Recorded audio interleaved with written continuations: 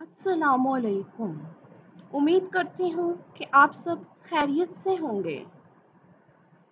Lesson 10 the jewel of the word. इस chapter की summary हम लोग देख चुके। नेक्स्ट अब हमने इसकी टेक्स्ट की तरफ जाना है। होप सो कि चैप्टर की समरी आपको क्लियर है। इस चैप्टर का थीम बहुत ही ग्रैंड है। इस चैप्टर में राइटर हमें रोशनास करवाता है हमारे शानदार माजी से। मुसलमानों के शानदार माजी के बारे में जानने का मौका मिलता है। किस तरह स्पेन पे मुसलमानों ने एक शानदार हुकूमत की। The jewel of the world. The jewel of the world का टाइटल इस चैप्टर को क्यों दिया गया? कौन सा मुसलमान हुक्मरान था जिसने स्पेन पे हुकूमत की और मुसलमानों का नाम रोशन किया? इन सब क्वेश्चंस के आंसर जानने के लिए चल के देखते हैं चैप्टर की text.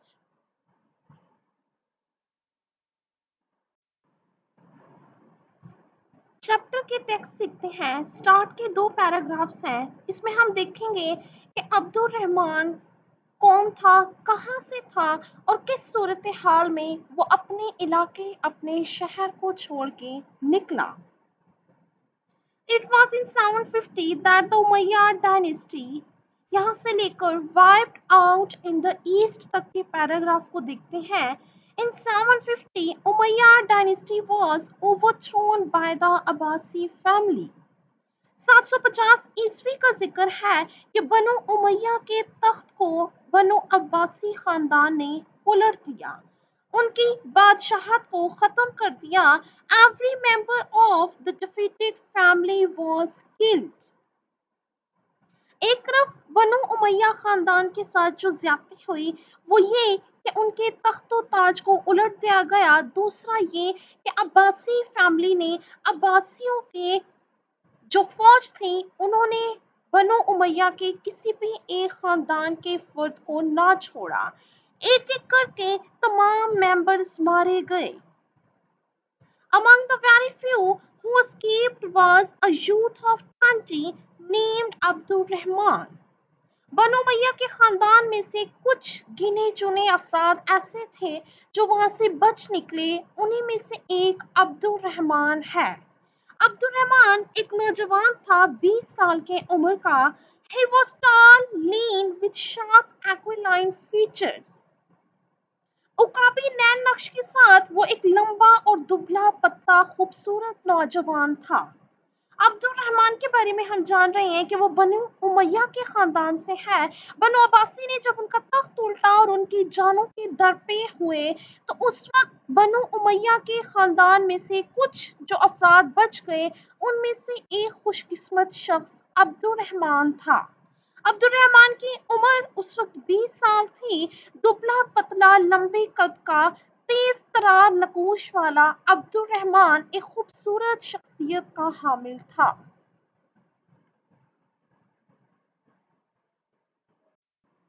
The story of his escape.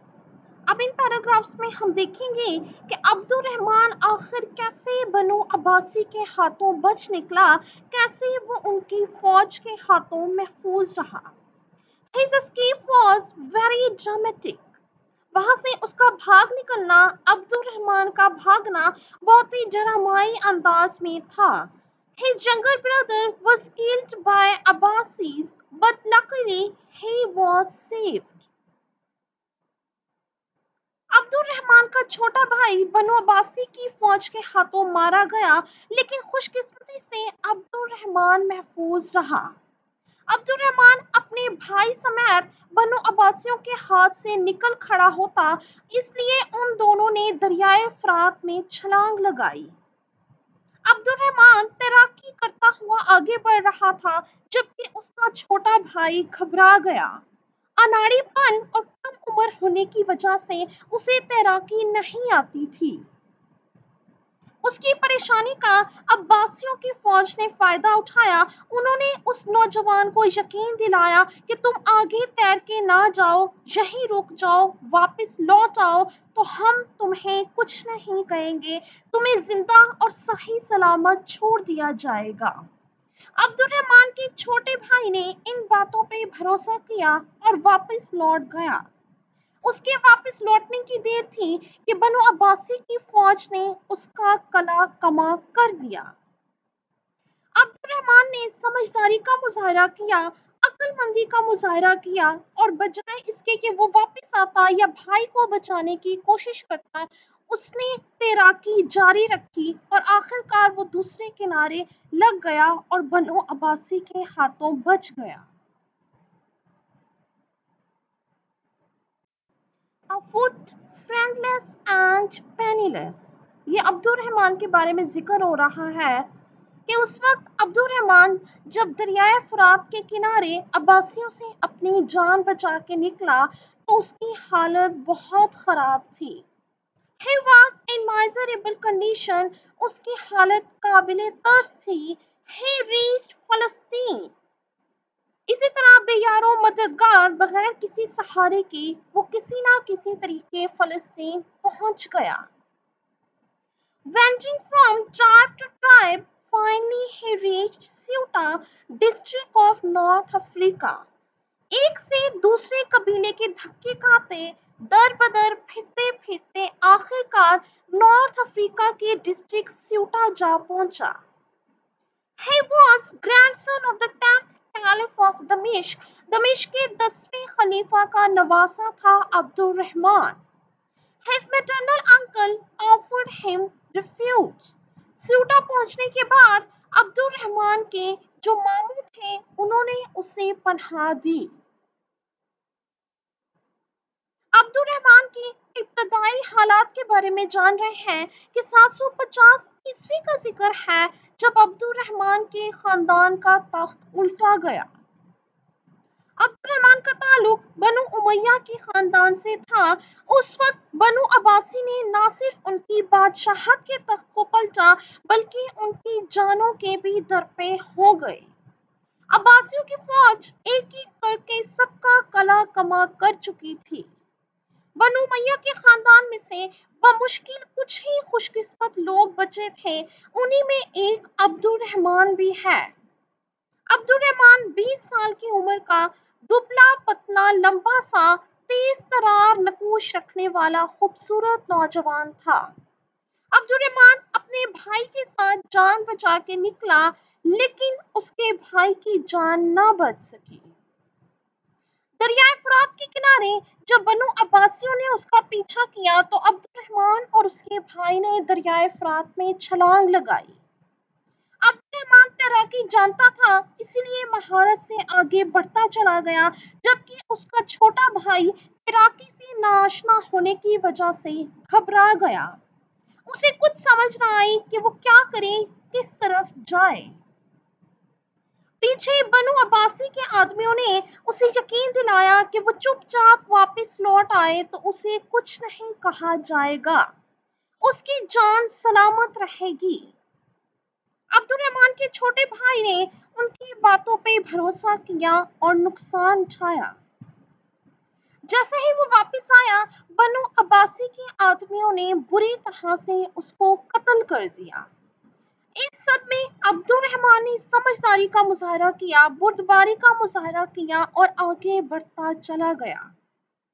وہاں سے کسی طرح مشکلات جھیلتے جھیلتے وہ نکل کھڑا ہوا.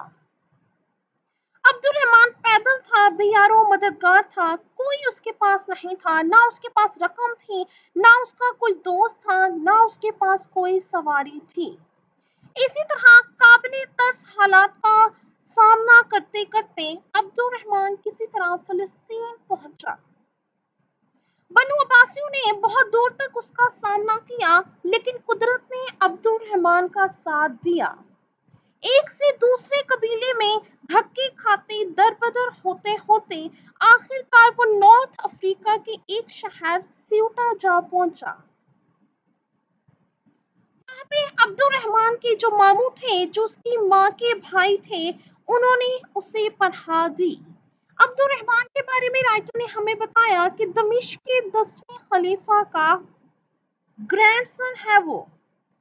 दमिश्क के 10वें खलीफा का नवासा था अब्दुल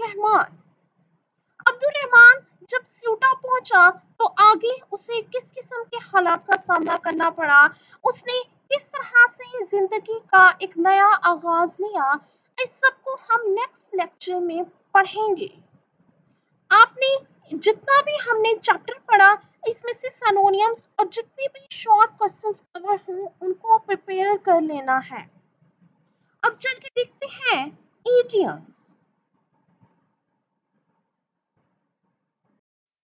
जी, अब देखते हैं इडियम्स। फर्स्ट इडियम है अ bolt from the blue। A bolt from the blue का मतलब है अचानक मुसीबत का आना। His father's untimely death was a bolt from the blue for him। Second idiom a mare's nest, यानी कोई एक ऐसी दरियाफ्त जिसका कोई फायदा ना हो। Later on, the discovery of the police proved a mare's nest। Third idiom देखते हैं a storm in the teacup। बिला वजह फसाद का खड़ा होना, छोटी सी बात पे झगड़ा होना। The whole complaint is nothing but a storm in the teacup। Fourth idiom है at one's fingers end, यानी किसी को फर याद होना। These all rules are at my fingers end। Last but not the least, between two fires। Between two fires का मतलब है दो मुसीबतों के दरमियान होना। His mother is in favor of his marriage while his father is against, so he is between two fires। Hope so chapter के साथ साथ इडियम समझ आ गए। All the best. Allah Hafiz.